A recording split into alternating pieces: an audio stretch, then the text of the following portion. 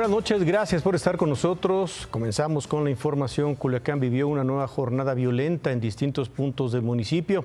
Se registraron bloqueos, balaceras y camionetas abandonadas con varios disparos. Un militar y al menos un civil muerto es el saldo de estos enfrentamientos.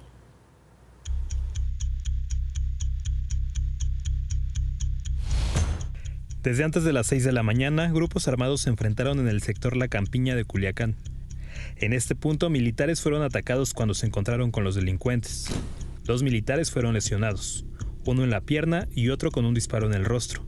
Este militar, identificado como César de 42 años, murió horas después del ataque. El enfrentamiento provocó que los operativos se ampliaran en la zona. Las autoridades encontraron 2 camionetas abandonadas a menos de 2 kilómetros del primer enfrentamiento. Más tarde, en la salida sur de Culiacán, en la carretera 15, ocurrió un bloqueo con un tráiler y una camioneta. Además, un hombre de 33 años fue hallado muerto dentro de su auto. En redes sociales, personas que viajaban en transporte público rumbo a Culiacán mostraron cómo hombres armados les avisaban sobre los enfrentamientos en la ciudad.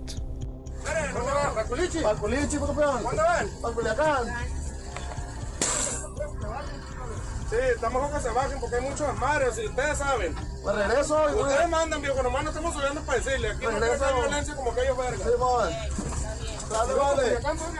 Ándale, pues. Voy a dar vuelta, me riendo.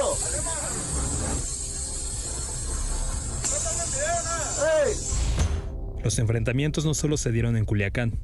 Los más violentos ocurrieron en la ciudad de Costa Rica, donde fueron encontrados 10 autos abandonados con varios disparos. La mayoría eran camionetas de lujo y con blindaje. En este punto una persona fue detenida.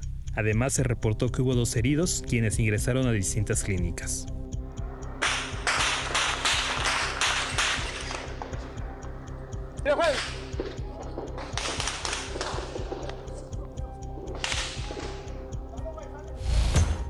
Pese a que las autoridades estatales aseguraron que el estado estaba en calma, durante la tarde los enfrentamientos siguieron en Costa Rica. Cerca de las 5, guardias nacionales y hombres armados se enfrentaron en el entronque de las carreteras Culiacán-El Dorado, lo que provocó una persecución y pánico entre la gente.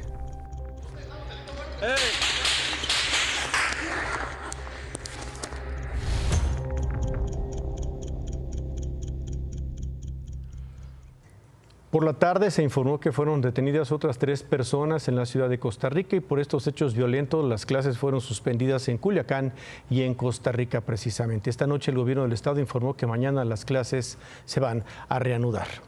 Y luego de los enfrentamientos, hoy llegaron más militares a Culiacán. Con este refuerzo de 100 soldados se busca contener los enfrentamientos armados en la ciudad. La llegada de los militares fue anunciada por el gobernador en su conferencia de prensa semanal. Transportistas bloquearon sobre la autopista México-Querétaro para exigir mayor seguridad, pues denuncian que no pueden dar servicio en Jilotepec y en Huehuetoca. Esto en el Estado de México por la presión de grupos delictivos. Los transportistas aseguran ser víctimas de extorsión y quema de unidades. Aseguran que no han recibido ayuda de ningún tipo de autoridad, pese a que han denunciado estos casos.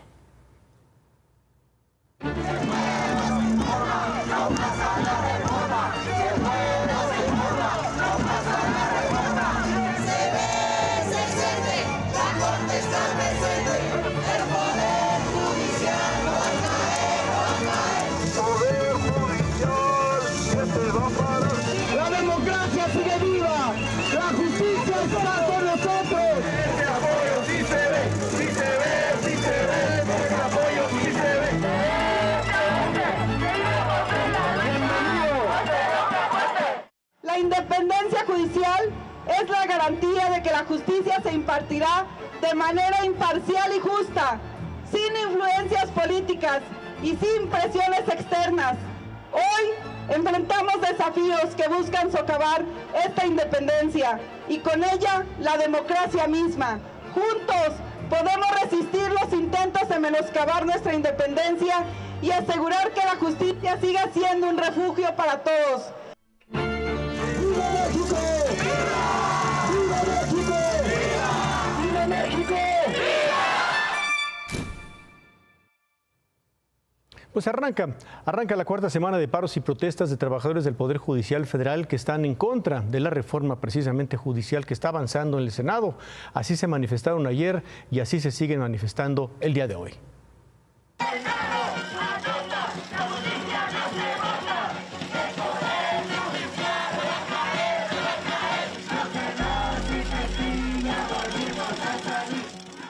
A la crónica de las últimas horas de resistencia de los trabajadores del Poder Judicial de la Federación en las inmediaciones del Senado, 2 ministros de la Suprema Corte llegaron a sumarse ante la inminente aprobación de la reforma propuesta por el presidente López Obrador. El primero, Luis María Aguilar. Piensa en México y que piensa en lo mejor para nuestro país. La ministra presidenta ofreció una alternativa de estudio más profundo que reúna muchas más cuestiones de la justicia, más que los propios tribunales, también las fiscalías, la policía, en fin, una serie de medidas que realmente puedan ayudar a construir una reforma judicial completa. Se adhirió a la negativa de que jueces y magistrados sean votados. La carrera judicial, dijo, para él es fundamental. Ese es en beneficio de la gente, el que haya gente preparada, que haya jueces y secretarios preparados. Es en beneficio que la gente tenga gente en quien confiar, saber que son independientes. Acuérdense lo que he dicho, un juez que no es independiente es mandadero de alguien, y eso no es un juez. Se ve, se siente, la ministra está presente. 5 horas después llegó la ministra Margarita Ríos Farjat. Un saludo muy cariñoso, muy afectuoso a todas las personas que están aquí pacíficamente expresando sus preocupaciones, sus intereses, pues sus ideas de porvenir, que ojalá sean tomadas en cuenta. Creo que este país sale ganando cuando se escuchan los unos a los otros. Creo que es importante escuchar y hacer las cosas con mucha responsabilidad. Y pues un abrazo muy respetuoso a todas las personas aquí presentes. Trajimos un poquito de café, por si alguien... Ese apoyo sí se ve, sí se ve, sí se ve, ese apoyo sí se ve. Ya poco pesó el apoyo de los ministros ante el fantasma de la traición de alguno de los 43 senadores de oposición que, se supone, votarán contra la reforma judicial. Por eso hoy los priistas enviaron a una emisaria para refrendar su compromiso. Firmes en contra y puestas para iniciar, sí, una iniciativa que verdaderamente atienda las necesidades del Poder Judicial, una reforma que verdaderamente sea con la opinión de ustedes y con el beneficio de México. Muchas gracias. Pero los trabajadores dejaron claro para quién eran sus consignas en estas últimas horas de lucha, pues hasta su protesta llegó el rumor de quien hasta esta noche sería el presunto traidor de la resistencia. Amigas y amigos, hay el rumor de que un senador de Veracruz se nos quiere rajar. ¡Lunes, no te rajes! ¡Lunes, no te rajes! ¡Lunes, no te rajes! ¡Lunes, no te rajes! ¡Lunes, no te rajes! ¡Lunes, no te rajes! Bueno, pues esa fue la consigna de las varias que se escucharon hoy por parte de quienes estuvieron protestando. Eso afuera del Senado. Adentro siguen las tensiones y las dudas de si van a alcanzar los votos para que el Pleno apruebe ya la reforma al Poder Judicial. La problemática, pues de la aritmética se suma precisamente el de las posibles traiciones. En domingo y sin problemas, la reforma morenista al Poder Judicial pasó su primera aduana en el Senado de la República. Casi 7 horas de debate y ni un solo cambio. El partido oficial y sus aliados sacaron adelante la minuta. Entonces la oposición fincó su intento de detener al aplanador oficial con un dique construido por 40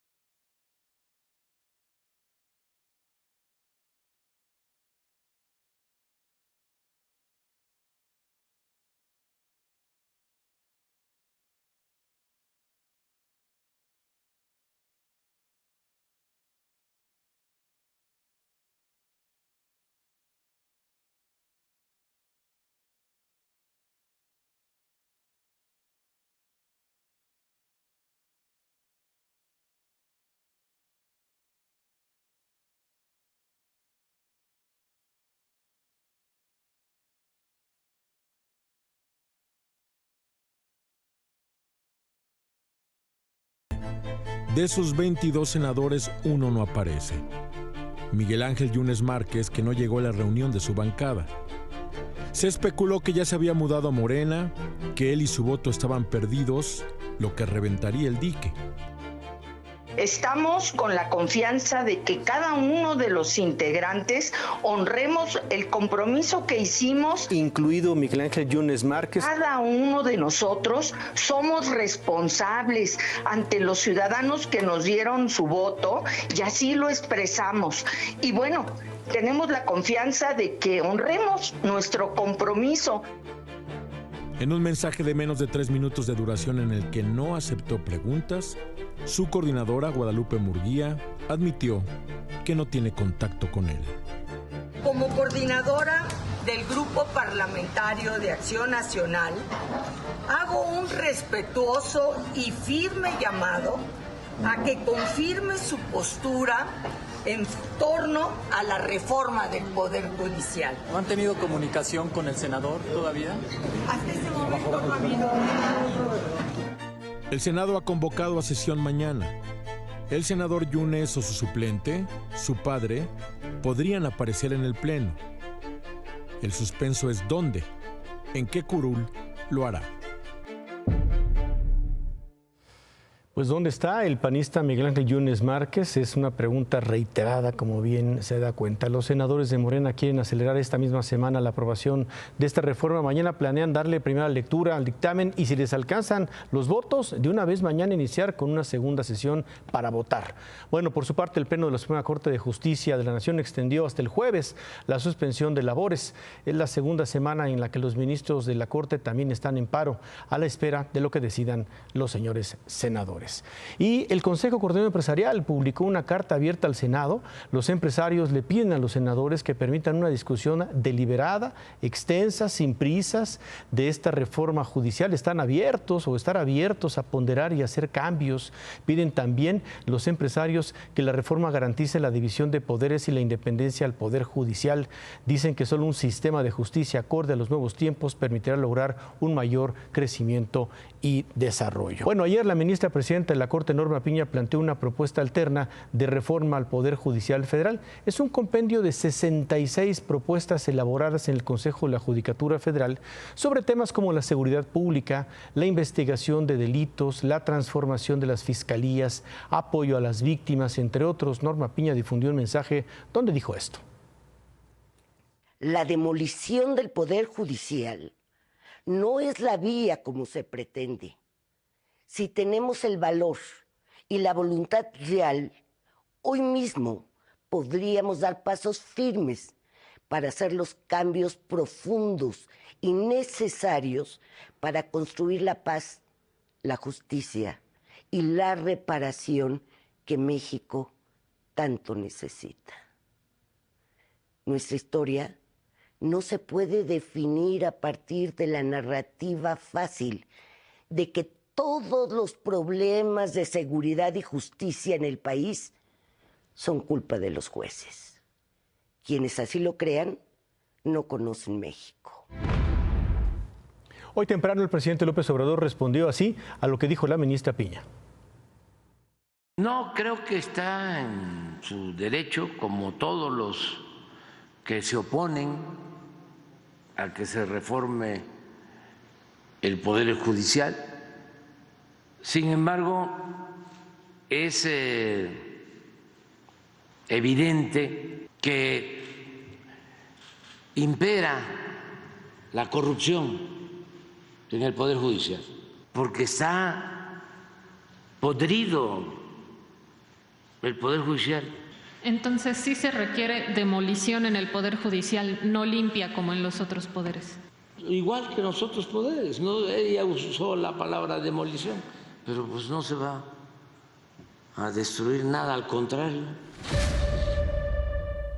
Por su parte, la presidenta electa Claudia Sheinbaum utilizó la propuesta de la ministra Piña para criticar al Poder Judicial. En la propuesta se presentan datos sobre la reducción de las relaciones familiares entre trabajadores. Esto lo interpretó así la presidenta electa.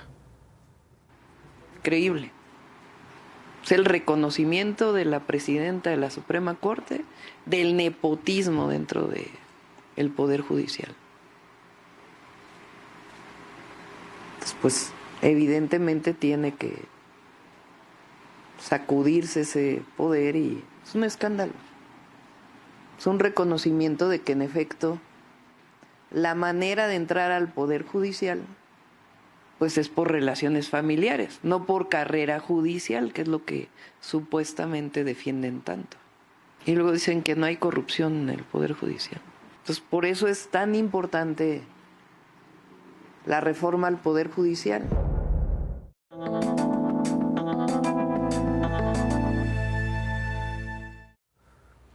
Claudia, buenas noches. Manuel, qué gusto saludarte. Buenas noches. Buenas noches.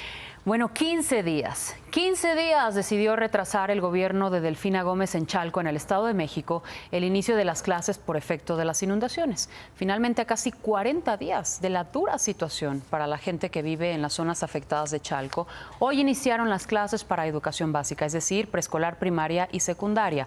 1,675 alumnos de un total de 22 escuelas. Fueron las autoridades escolares, con el apoyo de los papás de los alumnos, quienes limpiaron y sanitizaron las escuelas. Pero así están hoy las calles de Chalco. El gobierno del Estado de México se comprometió a reforzar los trabajos de limpieza en las 28 calles de las colonias Culturas de México y Jacalones, que permanecieron bajo el agua durante más de un mes. A decir de las autoridades, ya las calles y las avenidas de estas dos colonias están libres de aguas negras, que los trabajos son únicamente de limpieza y sanitización para evitar que esto vuelva a ocurrir. Hay incluso equipos de bombeo desplegados por si regresan las lluvias que llevaron a Chalco a permanecer bajo el agua. En el colector Solidaridad, el que, por cierto, y paradójicamente, inundó Chalco, también aseguran estar trabajando porque es la única solución inmediata a un problema de esta dimensión.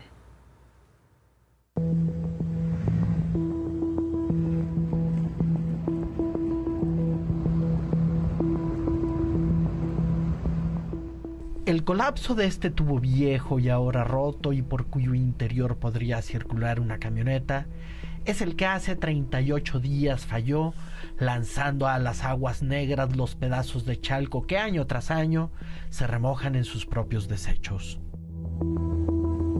Pues la basura y se colapsó, con el tiempo se colapsó también.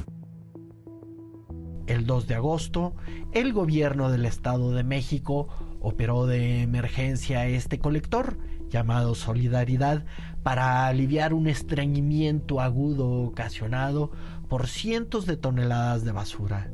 Una cirugía mayor que había sido programada y cancelada varias veces, la última en noviembre del año pasado.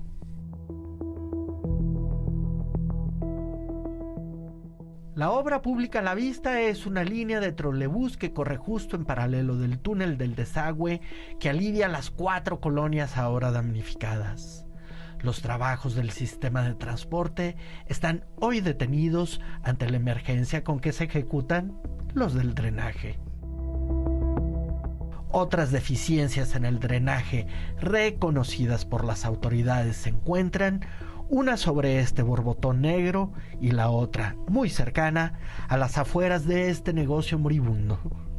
Aquí persiste la gran inundación de Chalco de 2024 y que sigue atendida con camiones Vactor, lo que es tanto como vaciar una alberca a cucharadas y con estas mangueras que funcionan a manera de bypass del colector obstruido y abierto. La emergencia parece cercana a su fin, pero el camión de la basura es hasta hoy el recolector de vidas enteras. ¿Usted vive aquí? Sí. ¿Qué pasó? ¿Le subió mucho el agua? O sea, se ve que fue una situación bien complicada. ¿Perdió todo? Completamente. Todo se lo llevaron, allá todo ya. ¿Perdió todo? ¿Cuánto tiempo va a tardar en irse el olor, señora? No, ya no vamos a regresar a vivir aquí.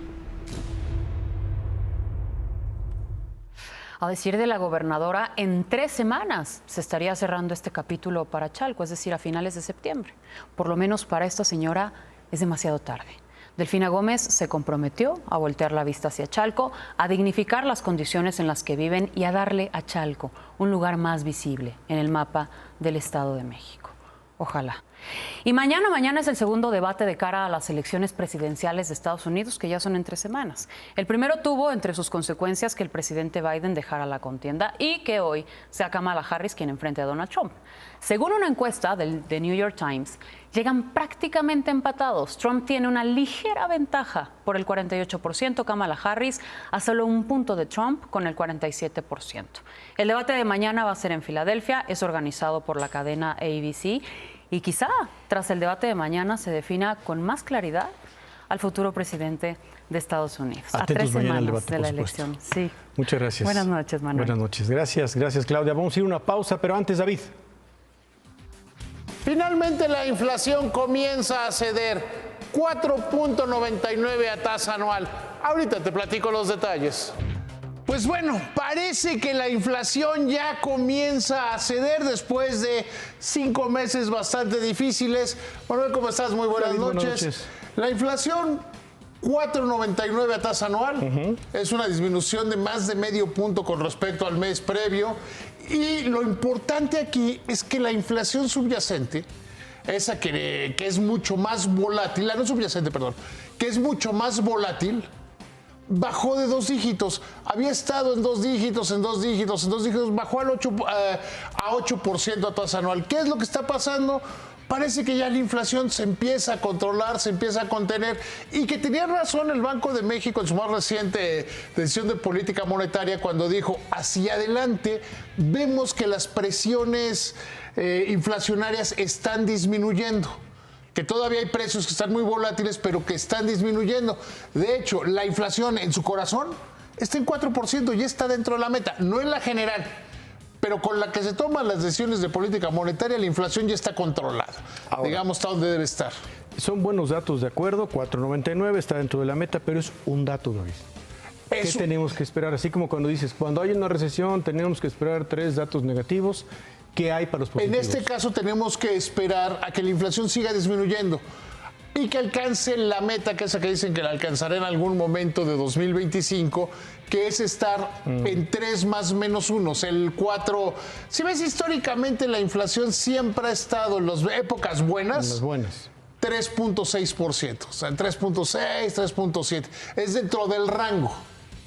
Entonces esperar que siga disminuyendo así y que haya un mejor control de precios. Con todo, esta inflación acumulada durante este sexenio es la más alta de los últimos 4 sexenios. Sí, 4 sexenios. Ahora, ¿por qué bajó, David?